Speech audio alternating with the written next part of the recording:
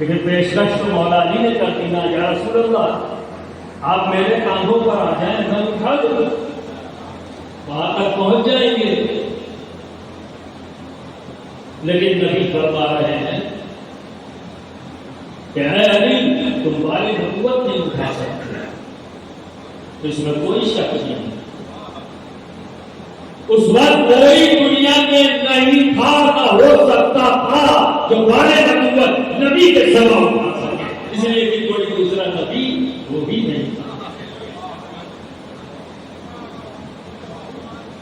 اب جو دوسرا واقعہ آیا کہ صدیق اکبر نے کہا یا رسول اللہ آپ میرے کاندھوں پر آ جائیں، اور غار ثور کی 3 سے 4 کلومیٹر کی چڑھائی، اور ایسی چڑھائی جو ایسا نہیں ہے کہ راستہ بنا ہوگا، پک ڈنڈی ہے، اور چلنے کا طریقہ ایسی تھی کہ قدموں کو نشان کو دیکھ کر یہ بھی سمجھ لیتے تھے کہ کتنی دیر پہلے کا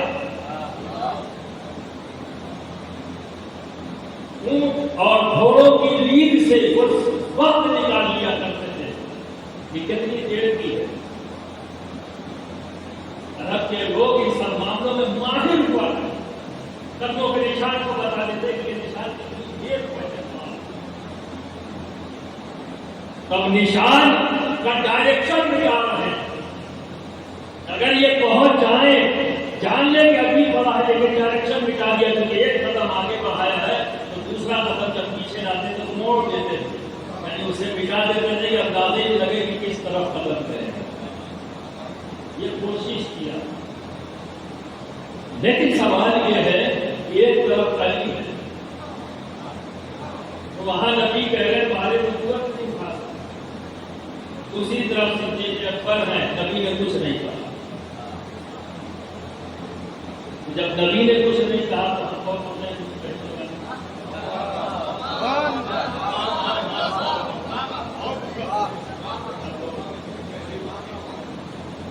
نبی تیار ہو گئے، صدیق اکبر نے آسانی سے اٹھا لیا۔ اس وقت صدیق اکبر کو پھول لگ رہے ہوں گے، اپنے یار کے کاندھے پر ہے بھائی، نبی کسی اور کے کاندھے پہ نہیں ہے، اپنے یار کے کاندھوں پر ہے، تو بوجھ نہیں پڑیں گے، دھوڑ بن گئے۔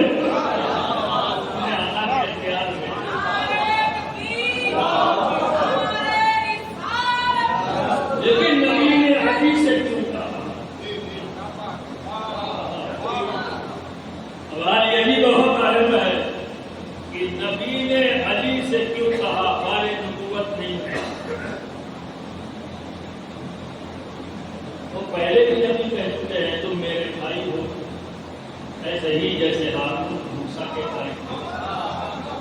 فرق اتنا ہے کہ میرے پاس کوئی نبی نہیں آئے گا، پھر بتا رہے ہیں،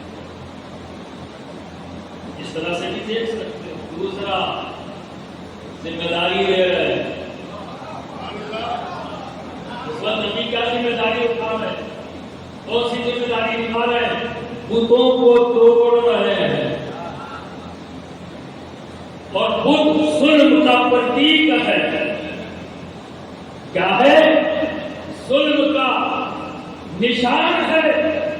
تو علی کو اپنے کاندھے پر بٹھا کر، نبوت کے کاندھے پر بٹھا کر نبی نے علی کو اور آل علی کو یہ ذمہ داری دی ہے قیامت تک کہ جب دنیا میں ظلم کے بت آئیں گے انہیں توڑنے کی ذمہ داری اے علی تیری اور تیری نسل کی،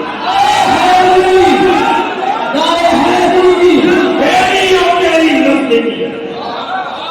تو توڑے گا میرے پاس، تو اگر میرے سامنے توڑ کر دکھا دے تاکہ مثال بن جائے کہ ظلم کے بتوں کو توڑنے کی ذمہ داری میں نے کسے دی۔ یہی تو وجہ ہے کہ جب یزید ظلم کا بت بن کر آیا، یزید ظلم کا بت بن کر آیا، میرا حسین 72 کٹوارے اور اس ظلم کے بت کے سامنے جھکا نہیں تھا۔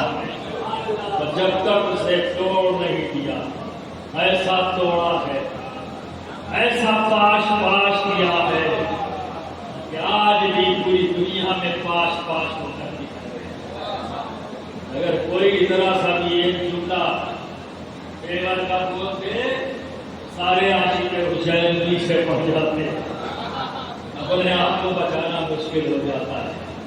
تو برادران ملت اسلامیہ یہ ذمہ داری کل میرے آبا و اجداد کی تھی، آج یہ ذمہ داری میری ہے اور میری اولادوں کی ہوگی۔ ہر آل علی کی ذمہ داری ہے کہ ظلم کا خاتمہ اس دنیا سے کرنا۔ کئی بار جہاں تک صدیق اکبر کو اپنے کاندھوں پر چڑھانا وہ یار کی یار کے درمیان ہے، اور آپ کیا بولتے ہیں؟ یار کی بات ہے، یار کے درمیان رہے، کیوں بیٹھایا، کیسے بیٹھے، کیسے سفر طے ہوا، جو ہمیں معلوم ہے وہ ہم بیان کر سکتے، قیاس نہیں کر سکتے۔ برادران ملت اسلامیہ جب بات بڑی ذات کی ہو تو ہمیں تقابل کا کرنے کے لیے اپنے آپ کو، اپنے ذہن کو تیار نہیں کرنا چاہتے، ہمیں فضیلت تیار کرنا چاہتے۔ سب ہمارے بڑے ہیں، ان کی فضیلتیں ہم بیان کریں۔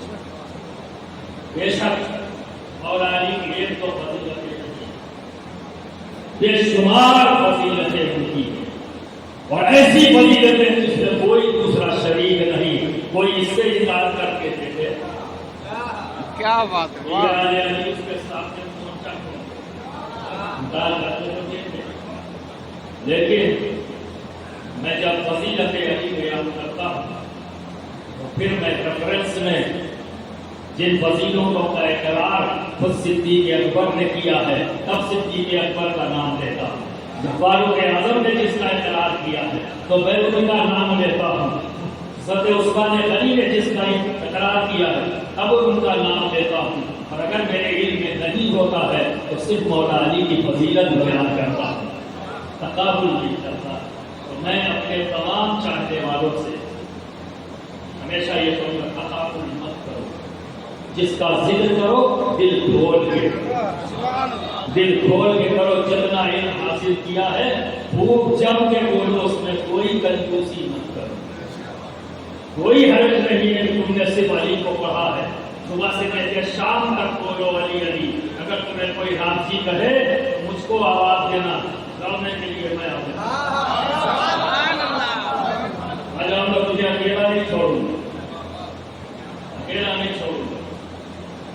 اگر تم صحابہ اکرام کے تعلق سے بول رہے ہو، کوئی تمہیں ناصری کہے تو بھی آواز دینا، تب بھی تم مجھے پیچھے نہیں پاؤ گے۔ میں بھی ایسے ظالموں کے سامنے کھڑا ہو جاؤں گا، کیونکہ خود شکنی کرنا یہ ہمارا آبائی کام ہے، آبائی کام ہے۔ ہر دور کے ظلم کے پھولوں کو توڑنا یہ ہمارا کام ہے۔ تو اتنی سی وضاحت ضروری تھی تاکہ آپس میں ذہن کو چکے۔ ان کا جو کہنے کا مقصد ہے مولانا کا